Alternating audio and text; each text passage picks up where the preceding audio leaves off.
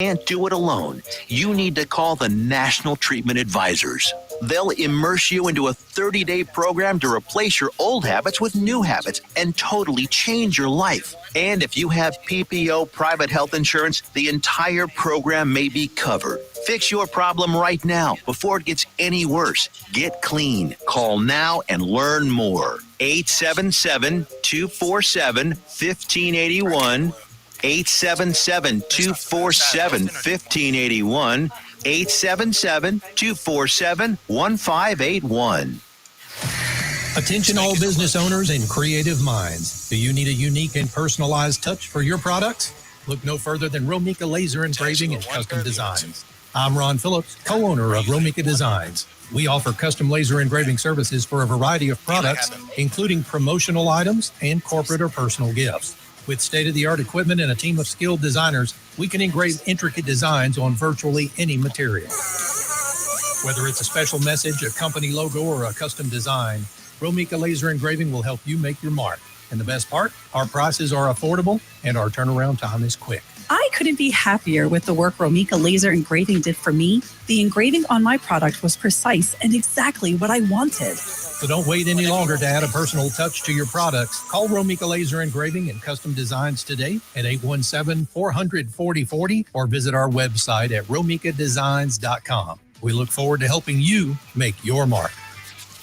Hey travelers, do you want to save money on your next flight? Then pick up the phone and call. That's right, call. Because the best prices are not online. They're with SmartFares. See, SmartFares has special deals with the airlines. When they have unsold seats, they use SmartFares to fill them. So you get airline tickets at ridiculously low prices. Our prices are too low to publish online.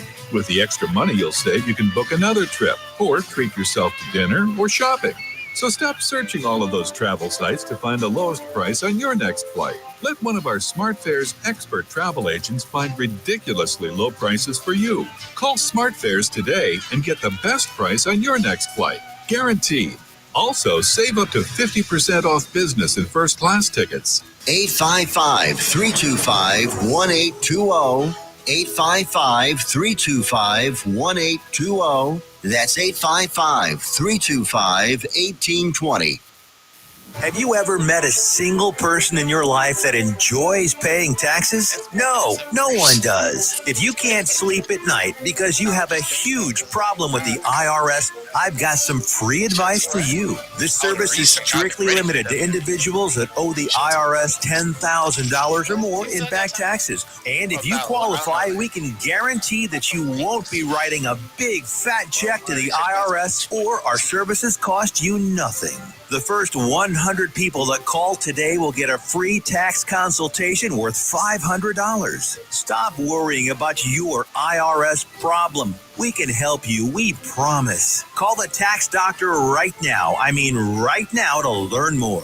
800-240-4587. 800-240-4587. 800-240-4587. That's 800-240-4587.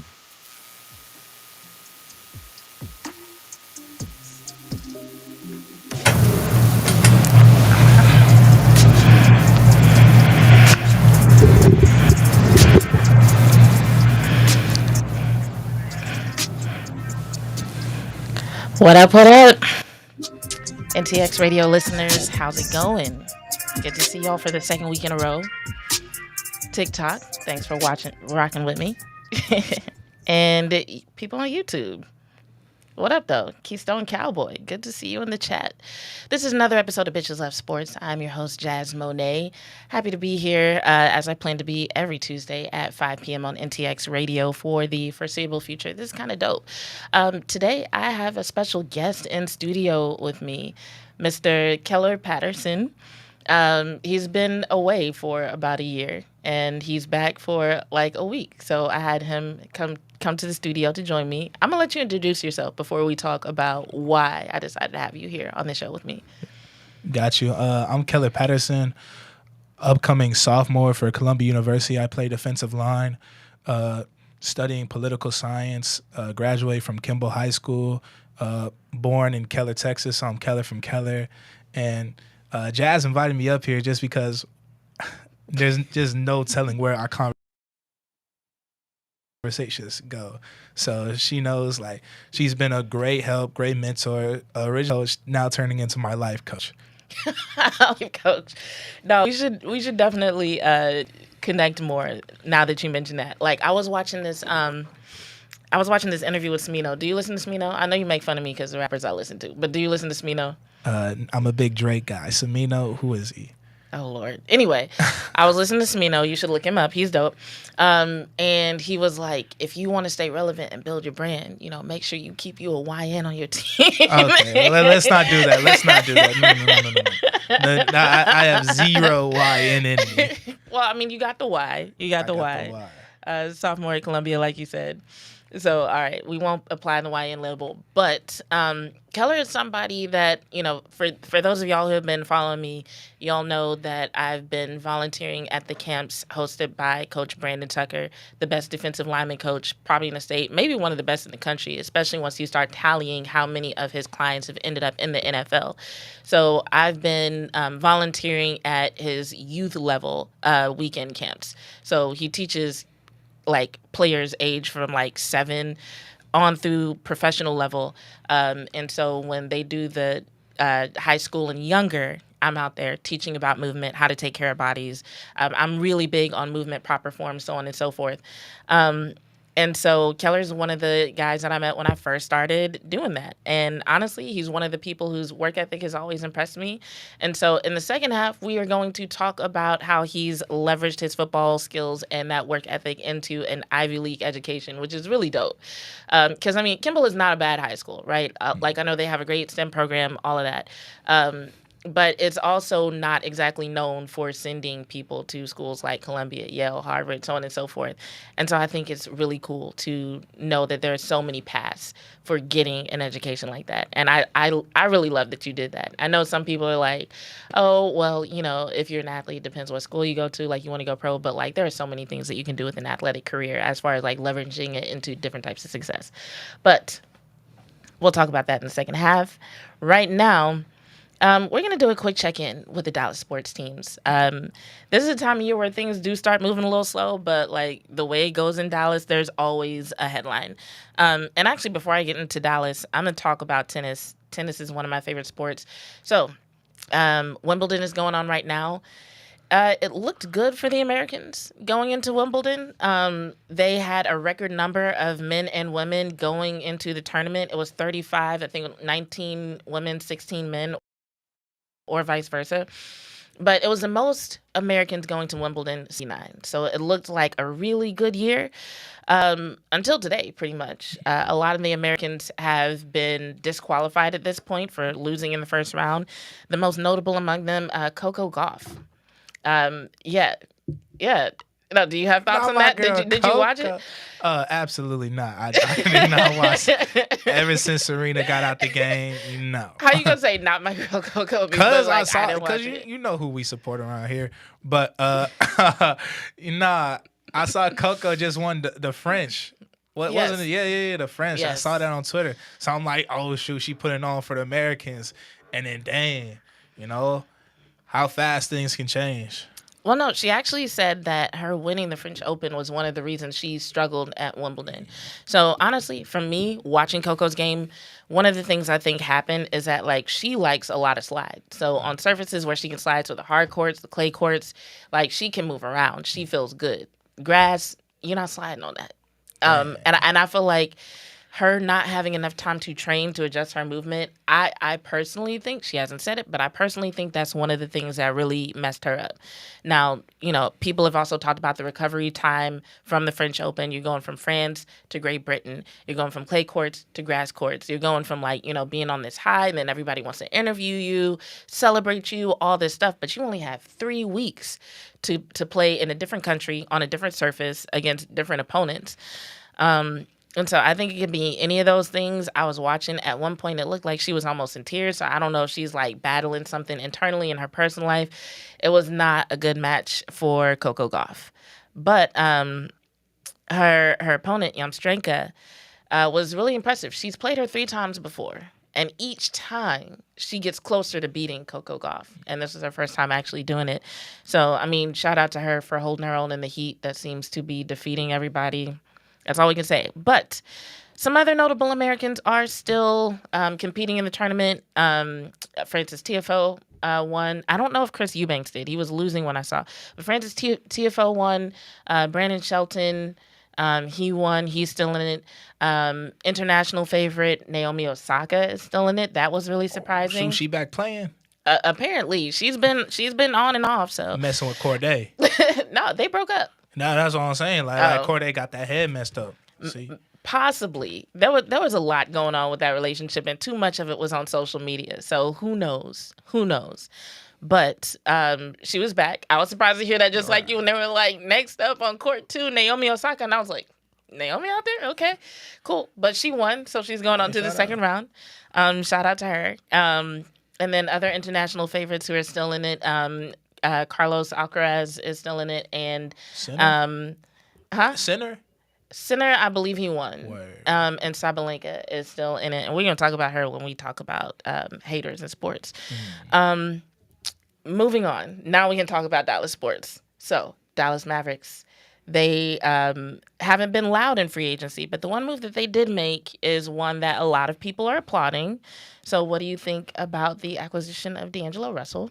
Okay, so as a LeBron fan, seeing D'Angelo Russell on his team for the past couple of years, it's been oh my goodness, D-Lo, you're him, to oh my goodness, Rob Pelinka, please trade him tomorrow.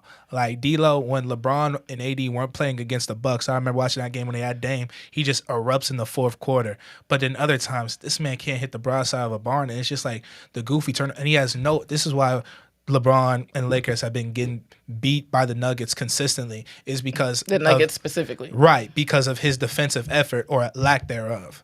D'Angelo Russell is a traffic cone on defense. So just if he's not producing offensively, and like he's not some guy who's going to try to get in the rhythm. I'd say like him, Kuzma, and low-key Tatum before the finals run, and like Halliburton, their game is predicated on taking difficult shots and then getting in and then now starting to heat up instead of trying to get the easy like drive-bys and like layups and then like I say building their shot from the inside out. So it was pretty infuriating to watch like D'Angelo Russell. But now like when Kyrie Irving comes back, he's not going to be like a primary ball handler though. He's probably going to be running with the second unit and whatnot. When we had him on the Lakers, like it would be him, Bron, AD, and it'd just be like, oh my goodness, please bench this man. Well, see, here's the thing, though. We don't know when Kyrie's coming back. Right. So he's going to be a starter for a minute. And so the people who are proponents of this move are saying, okay, he had a down year. They're saying this past season, 2024-2025, was not a good year for him, but before that, he was a little bit more effective. I'd say that applies more so to the offensive side of the ball than the defensive side for all the reasons that you just mentioned. I think considering who he has on the Mavericks, maybe he can get away with not being like a defensive force. I really think what they need is like the point guard who's going to direct traffic, keep the offense flowing, and they need him offensively, right? And they only need him until Kyrie Irving comes back. But everything that you mentioned, whether it was a down year or not, whether it was a down year or it's evidence of who he is as a player, I think that's why they got the bargain on him that they did. Because like $6.5 million, I don't think that's what people were predicting going into this free agency period. Like, what did you think did you have any thoughts when you heard that number? You're just like, whatever. I mean, I was just like, it's just somebody who's looking for work. I mean, at least he got no state taxes. He went from he went from California to Texas, so good for him, man. Okay, that's another reason why they might have gotten a bargain. I've heard like, okay, he had a down year, so he took a low number. No income, no state income tax. That's also a benefit. And then a lot of these teams out here, they're trying to offload assets and avoid these crazy expensive luxury taxes Second that are apron coming. What? Yes, so many second apron teams. That's why you see the Celtics, for example. I feel like they're one of the teams that's made the most dramatic moves in terms of their salary cap to avoid the ridiculous luxury tax penalties that are coming from the NBA. I would say them, and then Nuggets getting rid of MPJ. Yeah. For Cam Thomas. I mean, Cam has been hooping. People forget how cold he was in that 2022 finals run with the Suns, with D-Book and them. It was Deba, Cam Thomas, campaign. That Them was boys such a hooping. good year for the Suns. I hate what they did to the Suns after that year.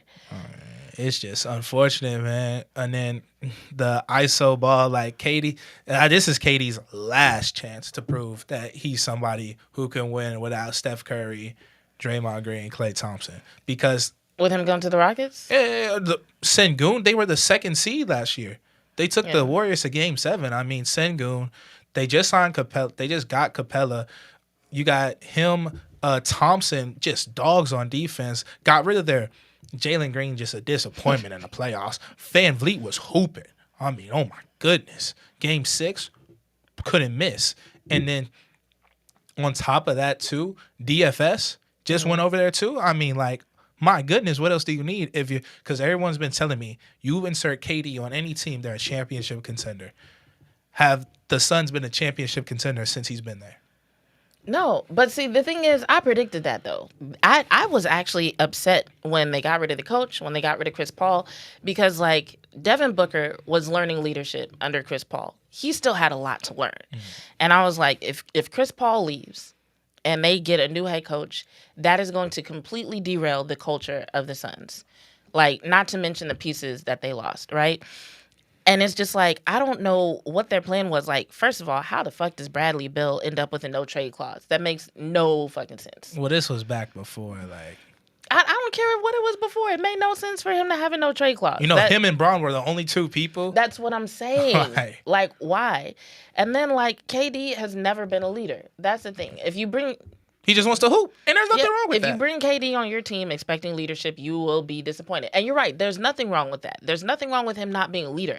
The problem is these people keep trying to construct teams around him and expect him to just show up. Like, he's just going to magically develop leadership skills. And it's like, that's not who he is.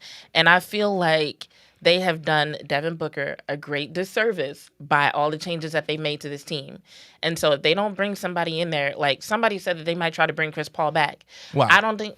Why? Probably for culture's sake. There's no leadership on that team. There's no culture on that team. Chris Paul and LeBron damn near the same age. Like, and then Chris Paul, like, what does he add at this point besides just leadership? You know what this reminds me of, them bringing Chris Paul back? Like how the Cowboys brought Zeke back for leaders. That's just rude. That's just rude. For a locker room president. That's just rude. And he got trucked on his last place. I'm not going to comment on Ezekiel Elliott and the locker room presence. That's a different story for a different episode.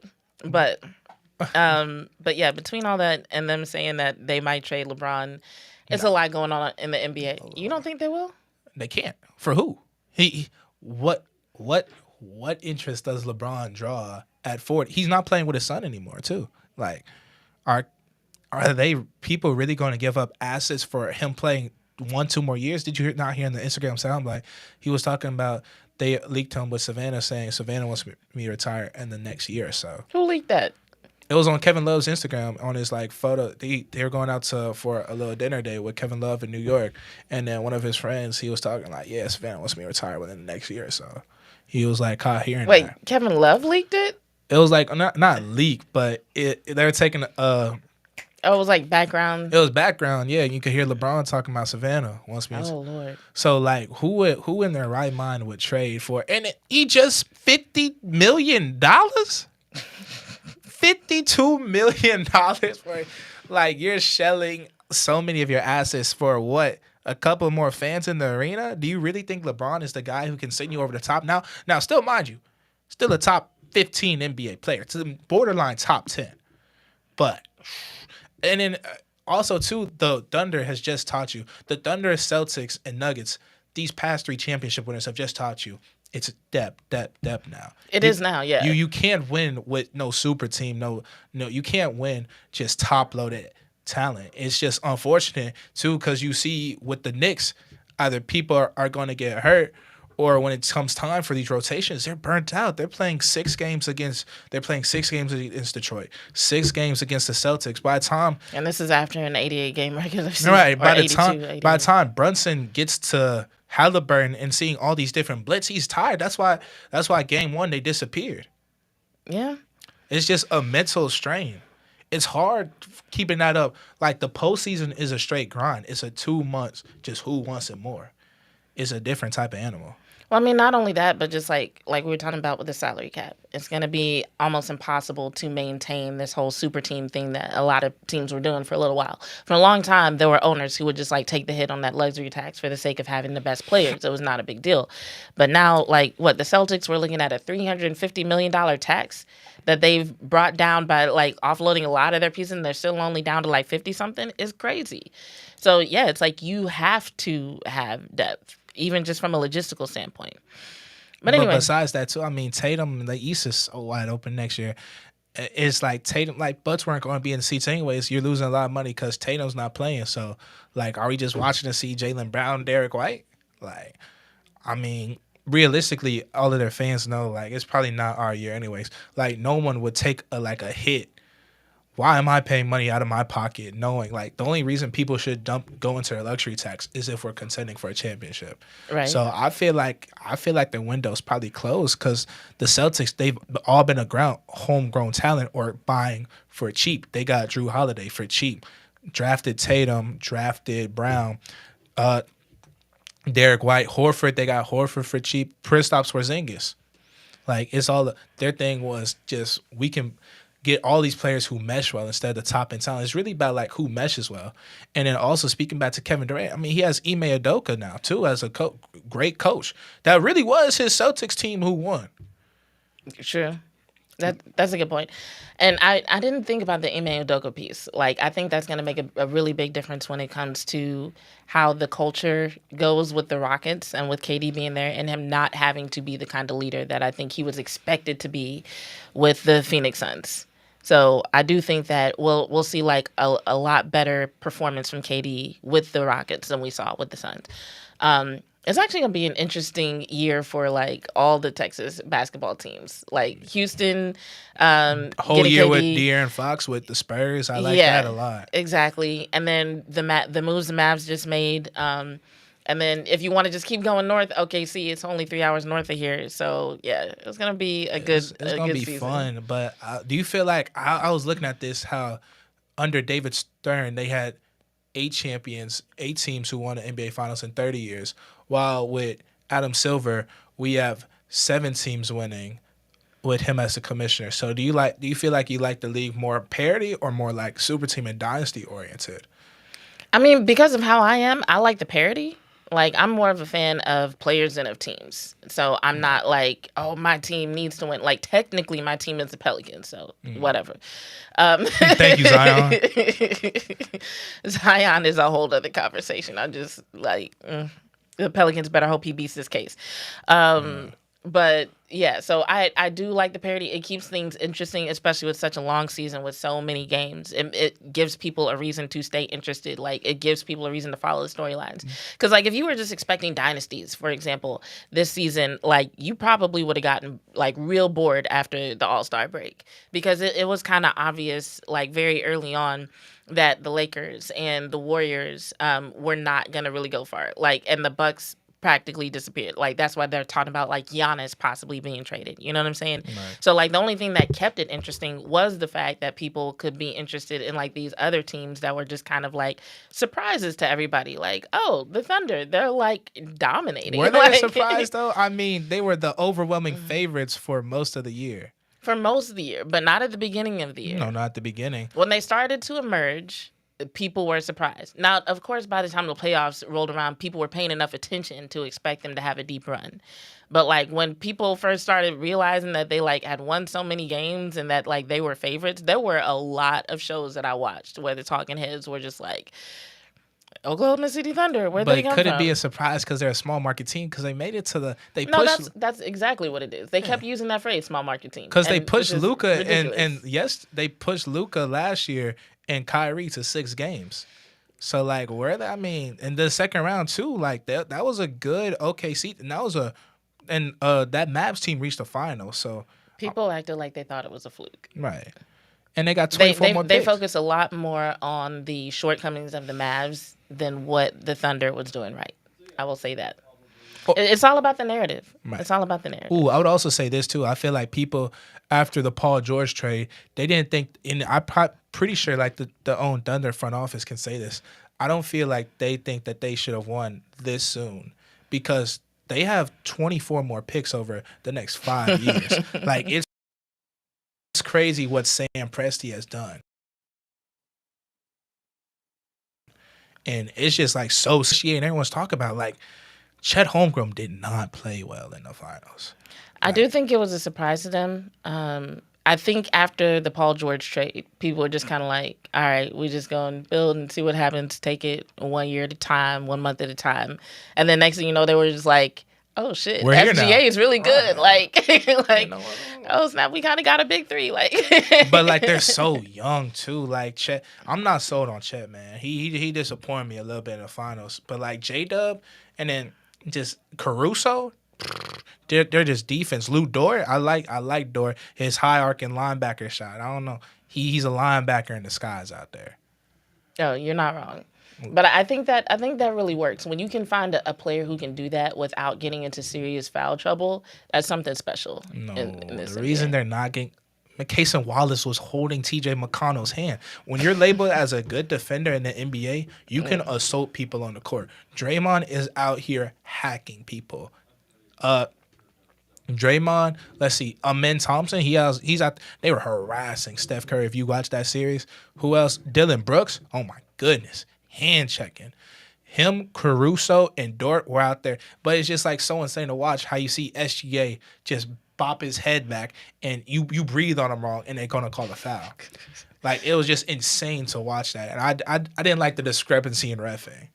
Like it's so like double-sided how SGA is like out here foul baiting. Mind you, I mean, get it how you live. I can't knock his hustle for like getting to the free throw line, but when the refs like don't call these same fouls the other way, it gets like, all right, so what are we really doing? Well, we'll let them handle that next season. We're going to put a pin in that. I want us to roll this clip before we go into break so that we can come back from the break and talk about this topic of hating in sports. Because we're basically going to talk about the mindset of the players and what contributes to this. But I want you to see the clip that kind of inspired this topic. Let's go ahead and look at this quick Trevor Noah bit.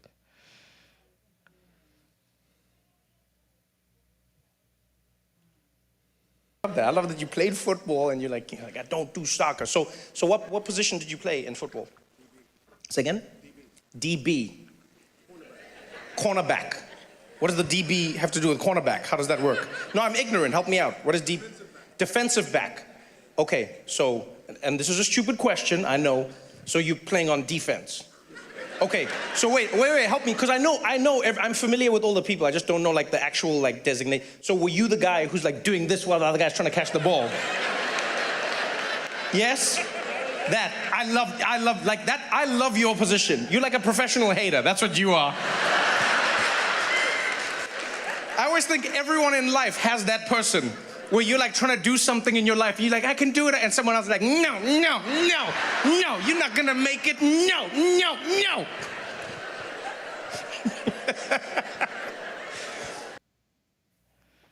What a gem that guy is. But yeah, so in the past, we've talked about the mindset of a defensive lineman. And I kind of want to take what he said and like use it to kind of examine the mindset that goes into some of these other positions. Because I'm being honest, I never really thought about it. But I feel like now for the entire football season, that clip is going to like live rent free in my head every time I see like a cornerback defending a receiver. I just feel like it is. So I'll just go down the list real quick before we go to the break. So we've talked about defensive linemen being like that whole section of the field being like basically the combat section. Like the line of scrimmage, that's where the real combat sports happen. Because every other position, like you can barely like put your hands on a player. And then next thing you know, it's like, oh, the play is dead or there's a penalty or something like that. So I always consider them like the fighters. And you have to have a mindset of like dominating the person across from you, right? And then you have like the wide receivers who are kind of known as the divas. You have running backs who are often called workhorses. And when you hear these people talk about their approach to the game, you can kind of hear them like reflect those labels in the way they describe their position, you know? And so like thinking about corners as professional haters made me think about like how many other athletes are actually professional haters, and is it kind of like a mindset that you have to bring to the game in a way? And I don't want you to answer right now, because we're about to go to break and I don't want to have to cut you off. But it's just something that I think about because, like, we talk about, like, perseverance. We talk about competitiveness. We talk about, being willing to push past your limits. And even when people talk about, like, dominating the person across from you, nobody ever talks about just, like, the fact that you have to have a piece of you that's like, no, I literally want to stop you from succeeding. And then sometimes that bleeds over into, like, off the court things. Why have thousands of aspiring authors teamed up with Christian Faith Publishing to publish their book? Because Christian Faith Publishing is an author-friendly publisher who understands that your labor is more than just a book. We provide authors freedom and flexibility throughout the publishing process, professional book editing, award-winning design, and some of the highest royalty structures in the publishing industry. And as always, you will retain 100% of the rights to your book. I was looking to find a company that I could trust, one that assisted in the editing process completely. The most important qualities that I was looking for was a publisher who was honest and upfront, no hidden costs or fees, and owning the rights to my own work. Christian Faith Publishing will publish, market, and sell your books in all major bookstores, online booksellers, as well as specialty Christian bookstores. Call for your free author submission kit. 800-978-4812. 800-978-4812. 800-978-4812. That's 800-978-4812. Here's important new information from the Diabetes Solution Center for you, a family member, or a loved one suffering with diabetes. If you have lost your provider, or if you need a provider for diabetic supplies, you may qualify to receive your diabetic testing supplies now with little or no out-of-pocket cost, regardless of your age. All you need is Medicare or private insurance to be potentially eligible. Call the Diabetes Solution Center right now for details. Just takes a couple of minutes. Our friendly, knowledgeable agents will give you free, no-obligation information, handle all the insurance paperwork, and make sure your supplies are delivered directly to your door for free. Call U.S. Medical Supply 24 hours a day. 800-597-9323. 800-597-9323. 800-597-9323. Call right now. 800-597-9323. Let's be honest. Wheelchairs are heavy, bulky, and ugly. If you carry a wheelchair in your car to take care of a loved one, you know how hard it is getting that clunky, old-style wheelchair in and out of your car. Introducing the Feather Chair Wheelchair. At 13 pounds, it's the world's lightest wheelchair. It folds in seconds and fits neatly in your trunk, backseat, or closet, so you can take it everywhere. And it's only available right here. Order yours today and get a free wheelchair case, a $50 value, yours free. The Feather Chair. The world's lightest wheelchair is just $4.99 with easy payments as low as $16 a month. Sorry, no Medicare or insurance accepted. So call right now to order yours. 800-823-5826. 800-823-5826. 800-823-5826. That's 800-823-5826.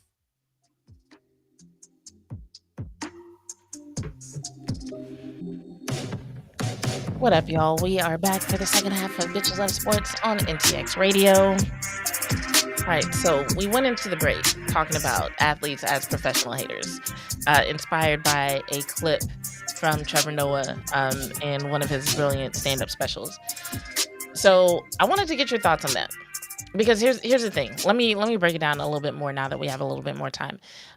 He was talking about cornerbacks specifically, but I feel like for every position, for every athlete, there has to be a little bit of that. Because when he said what he said, I kind of thought about like Sabalenka and all the heat that she took for what she said about Coco Gauff. Did you hear about that? Absolutely not. So she played Coco Gauff in the French Open finals. Mm-hmm. And after the match, she was like, oh, I did terrible. It was a terrible match for me. Okay. And then she was like, if so-and-so would have played Coco, that person would have won. Coco didn't win because she did well. She won because I played terribly. And people are like,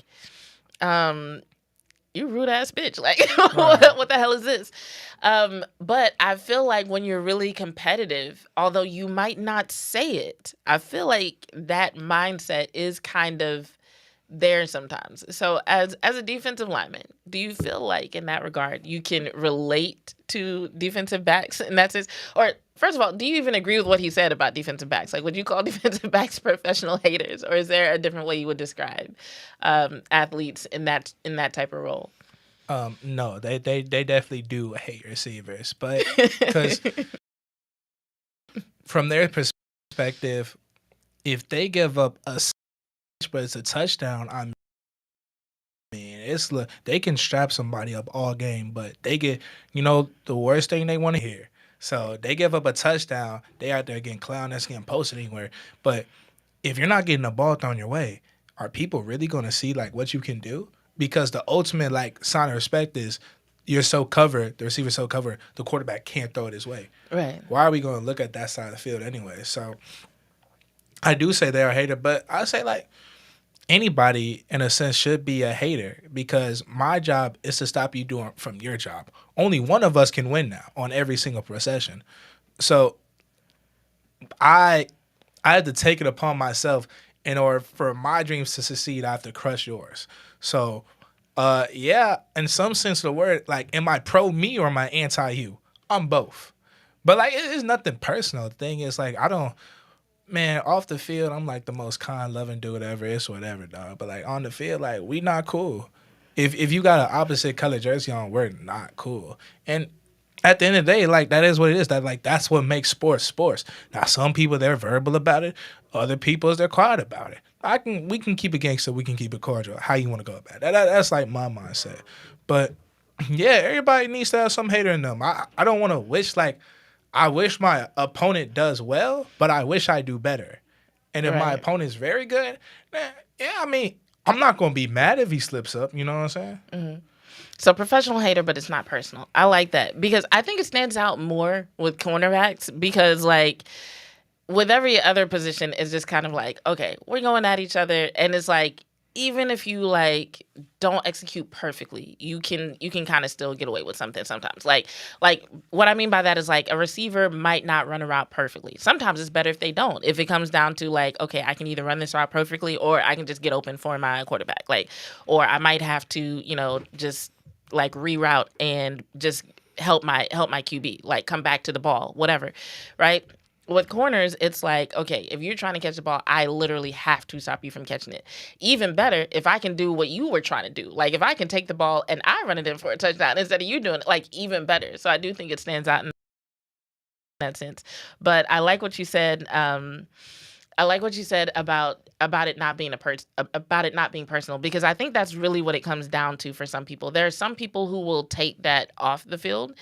And there are some people who like leave it on the field. And I think Sabalenka, she took it into a press conference. Like, I think had those thoughts stayed in her head and she used that to motivate her through the match, all right, do what you need to do, even though she lost anyway. But like, let's say she had won and it turned out she won because she was thinking to herself, man, Coco Gauff not really that good. She just winning because I need to step my shit up. And then she does, and then she wins. Nobody would be mad at her for thinking that. It's her saying it out loud. And I feel like that can apply to like any position. Like, nobody's mad at you for like looking across the line of scrimmage and being like BAN. But like, if you say that in a press conference, it's different. But the thing is, she can't say Coco's not cold because obviously she, not even just that she beat her, but she beat all these other folks too, and she has been beating like these other people. Like, as a competitor, as a fellow athlete, you do have this respect at the end of the day. Like, not that many people do what you and I do, standing across from each other. Like, talking as a Division I like athlete myself, I know how hard it is to get there. And even beyond getting there, like getting on the field and like sharing the space, it's not for everybody, man. A lot of people get lost in the sauce. So I do just have a baseline of respect of you, like you did this.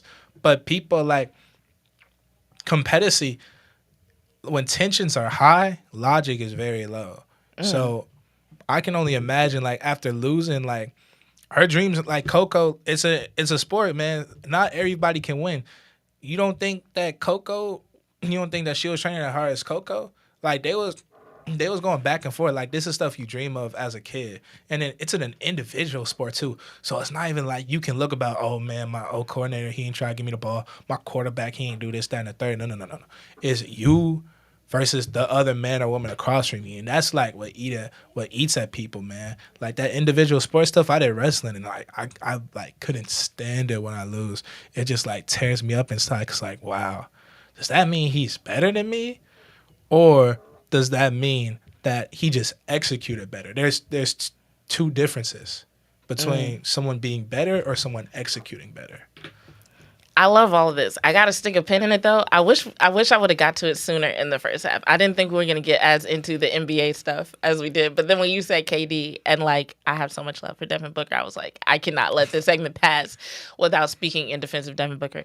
But let's take what you just said to talk about your work ethic. Because here's the thing, and I'm sure I can speak honestly with you here, but for anyone who is not familiar with Coach Tucker, this is one of the things that he would do at his practices. He will bring a young man in front of everybody. And when I say everybody, a lot of times it's like 30 dudes at these practices. And he'll be like, is he big enough? And they say yes or no. Is he tall enough? And they say yes or no. And so you were one of the guys who technically wasn't tall enough by his standards, right? I think that's probably why people are telling you, you look like you got taller. You really do look like you got taller. I appreciate it. But like you were one of the guys who like wasn't tall enough, right? And there are some people who would be like, okay, I'm not tall enough, so I'm not going to get a scholarship, or I'm not going to be able to play football at a college level, or, okay, I might as well just, like, give up on my dreams. Like literally, I'm not exaggerating. There are some people who would take that feedback, and it would eat at them, and they would just be so discouraged. You went the other way with it. Like, you have, like, this knack for, like, motivating yourself and just, like, sticking to a plan and maintaining a high work ethic regardless. So kind of talk about what it was like working with Coach Tuck and what motivated you to find a fit where you could go and get a scholarship for football. First thing gotta do is like, man, shout out Coach Tuck. If you're a defensive lineman in the North Texas area, you gotta tap in with him. He's one dude who's always going to keep it real no matter what. His main thing is protecting people with the truth. And I'm not like, it was nothing personal what he said. Like, it was a straight fact. I knew like it was coming out of place as someone who's been there and done that before. Like what purpose does he have to lie to me talking about that I fit a regular college program's description of a typical defensive lineman at the Division I Power 5 level? Right. He has no incentive to do that. And that's not helping anybody out here. He shouldn't inflate my head with unrealistic expectations. But my motivation is arguably the best defensive player of all time just did it at my same height. Aaron Donald. So who's to say that I can't do it, right? But his main thing with saying that, is he big enough, is he tall enough, he then transitions to is, you have to work twice as hard. And that's what you did. It shouldn't be anything to discourage you. It should be something to just like realign yourself and realize like, man, life isn't fair. There are things you can't control, but you do control what you do outside of your training with the team and with Coach Tuck. He assigns you 300 push-ups, 300 sit-ups a night. And whether you do that or not is based solely upon you and how much you want it. So I just told myself, like, my mom's paying all this money. This is something I really want to do. Like, and I'm doing this so my mom doesn't have to pay for college. And, man, beyond that, I just want to do it. I knew what I was getting into when I was signing up for this. So if I really didn't want to do it, then I just wouldn't. I wouldn't waste anybody's time. I wouldn't waste Coach Tuck's time. I wouldn't waste my mom's time, my dad's time driving me out to practice. I wouldn't waste my time. I just go home. No sense in it. Well, in addition to the 300 push-ups and 300 sit-ups, he also holds y'all to a GPA standard. So how did that come into play when it came to ending up at a school like Columbia? Were you already a studious? This is one thing that I somehow don't know about you as much as we talk.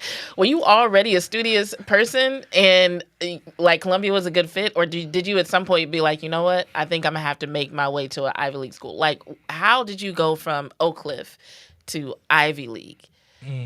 Funny enough, when like this was before I even got recruited. When I was talking to my mom, she was saying like, you don't need to go to Ivy League school. Like, football's already hard enough. What you need the extra school for? Because she's coming from the mindset of a Grambling State University alumni. So her main thing was just get a piece of paper. It doesn't matter where. Just go to school for 4 years and then do what you do after there. But when we got into the recruiting process and these schools attracted to me because of my GPA, because of what I did in the classroom, it was like, wow, it opened doors that I had no clue was coming. So it was really just an eye-opening experience. And like, have I always been studious? My mom's a teacher, my dad's a teacher, my grandma's a teacher, my brother's a teacher. I've been in my mom, my dad, and my brother's classes. So like, it really wasn't an option. There's two things we don't play about in the household, and that's God and school. So. Okay. So what was it that attracted you to Columbia specifically? Like, what was your plan there? You were like, I'm going to go to Columbia, and... It was definitely Coach Poppy, like our head football coach. He got the job 2 weeks before he saw me at Kimball and then my house, so I definitely say he had his priorities straight. So it was just like an insatiable fire, desire, and hunger in him that is like, it's something that just feeds off on the rest of the program. And when you can't go out there and not give your heart, it's like with the head man leading you into battle. And it's just something that when he talks, you just listen. It's just like, I like people who keep it real with me. And throughout my recruiting process, there was a lot of people, these grown adults who are just out here lying and like selling these dreams to these 15, 16, 17-year-old kids. And that's what really hurt for a minute. And like listening to him, it was always like, man, we just see you as somebody who can contribute. And there's no and play immediately, but we sure are going to give you a chance. So he gave me a chance, like I said, and I played 10 games as a freshman. And like going into next year, like trying to make a big impact on the team. That's really interesting because I think a lot of people would look at your situation and just assume like, oh, well, it's Columbia. Who wouldn't want to go to Columbia if you have the option? You know, if you're not going to go to like a Power 5 school or something like that, right? But from what you're saying, it sounds like it was the leadership of the head coach that inspired you to choose Columbia. So I really feel like that's significant because I think it's important to consider that. I remember when I was doing Shrine Bowl coverage and I got to talk to a lot of guys who had switched schools during their college careers. And they talked about almost all of them, maybe every single one of them, talked about the fact that what made them switch was when the coaching staff changed. Or like the coaching staff changed, the coach that I liked went to this school, so I went to this school. Or the coaching staff changed, the culture just wasn't the same. And so I found somewhere else where I was a better fit, yada, yada, yada. But it was always like a coaching staff change, and I thought that was interesting. So now that you've been there for a year, what do you think surprises you about a place like Columbia? And this could be about their football program or just the culture of the school, the academics, whatever. It's not even about, okay, let's first start with the football. What surprised me are these people are just the football is football. There's no need to overcomplicate it.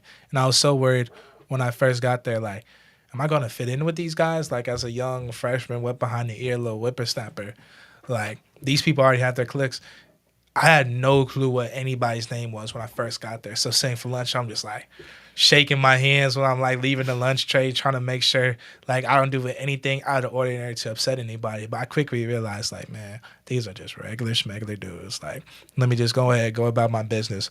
I ball, everything else will take care of itself. So, and then what surprised me about Columbia is, I would say, just the Ivy League like itself is just so, it's not what people think in the sense of, I would say, culture. Culture, they think there's a lot of bookworms, and we do have a fair share of them, but again, like, there are regular people there too. It's just that people inflated with the Ivy League. Oh wow, she must have did X, Y, Z to get here. I'm like, you have to do some pretty crazy stuff. But when you get there, like, everyone's still regular. There's no need to put anybody on a pedestal, in a sense, and that you're gonna run into your fair share of weird people. But that's what I was thinking of. I was like, man, I'm just gonna have my football homies. But I'm like, no, everybody. There's a couple of cool like regular people I found, and I like love those dudes, and I like hang out with them all the time, man. What do you mean when you say weird people? There's weird people. Okay, you don't have to expound on that if you want to. You do have to go back to campus at some point. I'm not going to put you in that predicament. But let me ask you this, because you know this is an interview that might make its way to some of the guys who are in trench warfare now. So if you had the opportunity to go talk to the guys, because like something else Coach Tuck does is he always talks about like, what your odds are of going to a Power 5 versus some other school. And he makes it known that it's his goal to get everybody a scholarship somewhere. So if you had to go to the guys who, right now their best chance is to go to a smaller school or an Ivy League school, what would you tell them in order to inspire them to stay focused and like really lean into the potential of their situation, even though it's not the kind of story that a lot of people like to write headlines about? I would tell them, why would you not trust Coach Tuck? He's been doing this for longer than some people have been alive for. Probably he's been doing this since what, 2010? I want to say he's been doing it for. Like before then, he's been doing this for a while. He's probably seen every possible situation. So there's probably nothing that surprises him. And also, too, just on a personal level, like, why would you, if you've been doing this for all this time, if you're, like, it was hot at Plano West. We're training at 6:30. It's hot. This is your second workout of the day. He's running us to death. Like, we're practicing these drills over and over. You're getting consistently yelled at. Are you going to let this man stop you from like doing something that you say? If you're going to let Brandon Tucker stop you from doing this, then you probably didn't want to do it in the first place. That's what I would say. So, and if you're going to let some circumstances as like what college you go to stop you, you're getting a free education. People would die for free educations. For real. People like, and then on top of that now, like, even if it's not some Power 5, who's like with the transfer program now, who's not saying that you can't ball out and go there? He's told a couple of people, like, he's had to bring up a couple of kids and say, yeah, he's not going to be there for long. He's about to ball out in 2 years, transfer. And that's what we're going to do. So it's just trusting in the process, trusting and believing in yourself, and just taking advantage of the opportunity. Like, you're so blessed. Some people don't have access to means and funds to, like, go to training. You're receiving it from someone who trains with professional athletes. He's not one of these TikTok trainers who just does stuff for this. He's not going to record you either. He's not going to, like, what incentive does he have to do this other than he just wants to, like, see you succeed? If you go out there with an open mindset and just, if you can just take all the craziness and silliness that comes along, he gonna say some crazy stuff to you.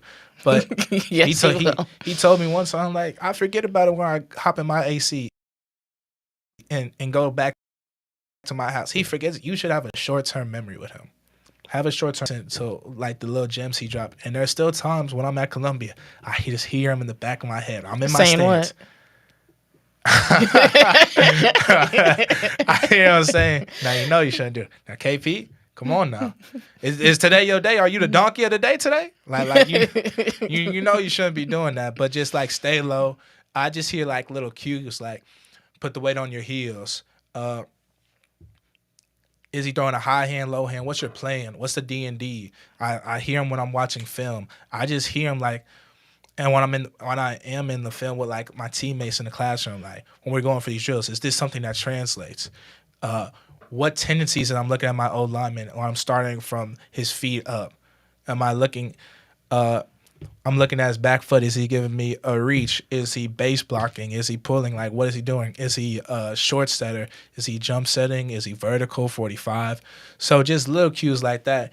And he's just going to, like, teach you beyond just the fundamentals if you can accept that. But first, he's always going to start the basics with you. And he has patience of Job. This is also something he said. He has the patience of Job until you're showing otherwise. So he's going to give you some time to like learn and whatnot. But I just can't like sing his praises enough. And I do appreciate, like, I definitely wouldn't be where I am without being part of the trench warfare community. I'm not gonna lie. Like, as you were talking, I was definitely thinking of like what I say in my mind is some of Coach Tuck's greatest hits.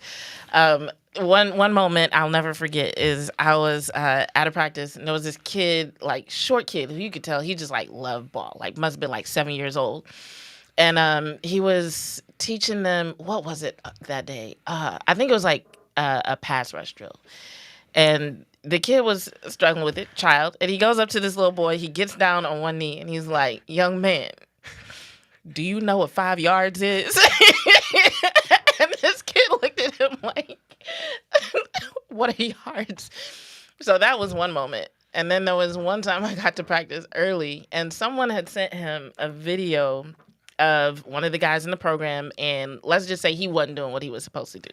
He was not bringing the proper work ethic to that school's practice. And before practice started, Coach Tuck brought the guy over and showed him the video and laid into dude. And when I tell you, like, he was talking about, like, don't go places and embarrass us, like, this is not what we teach. This is not what you're supposed to do. Went off. And when I say that made me, I'm like, I better show up right when I go to the gym. Hell. But no, he really does hold people to a particular standard. And I think that's important these days, because these days, like, everybody, so many people are, like, looking for a way, like what you said, a free education.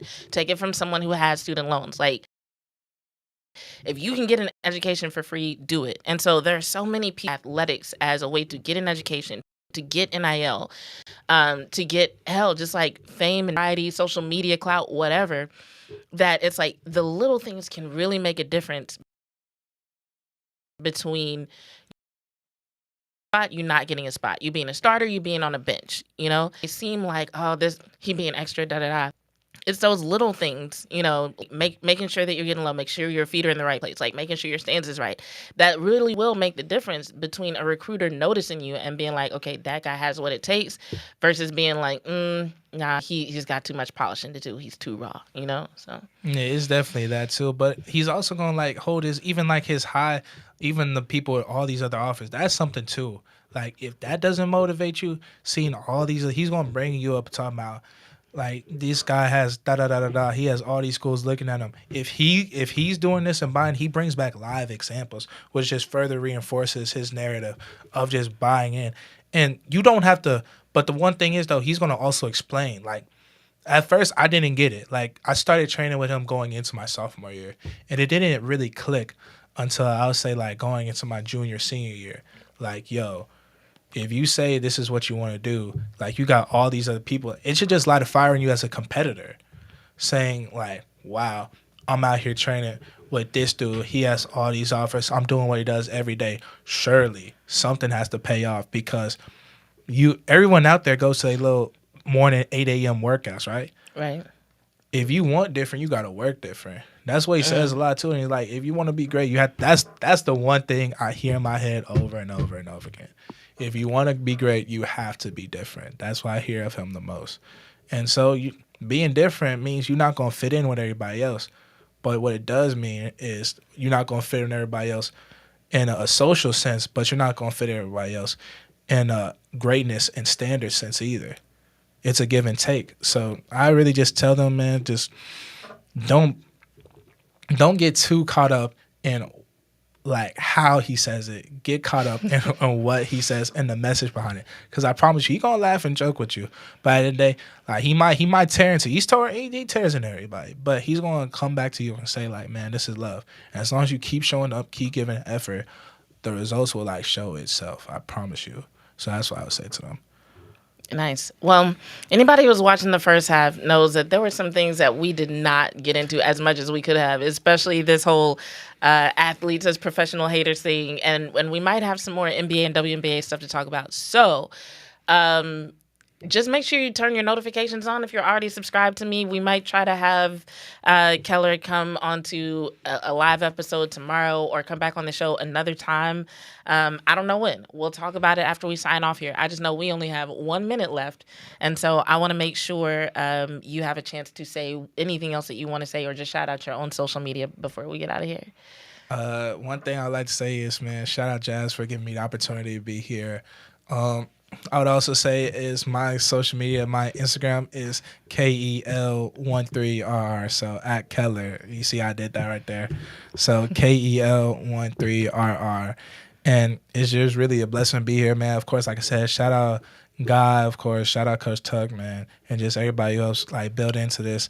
And I do look forward to being back here because I do want to get into sports media as like a segue besides that's like my plan B in a sense, because plan A is definitely the NFL. But yeah, plan B is social media and sports media. I think you'll be great at it. So like I said, turn those notifications on. When we have them on, you'll be the first to find out. This has been a dope episode. Thank you for joining me. I know it was relatively short notice, but this was fun. Nice seeing an old friend again. Absolutely. We're still working out on Friday. Of course. Wonderful, wonderful. We'll pick a location and figure out what we're going to do. But yeah, thanks everybody who tuned in. There's YouTube, TikTok. Thanks for rocking with me. Y'all have a good night. I'm going to get out of here. From Burleson to Venus and Grandview to Godley, this is the Johnson County Joco Community Radio. Hey, travelers, do you want to save money on your next flight?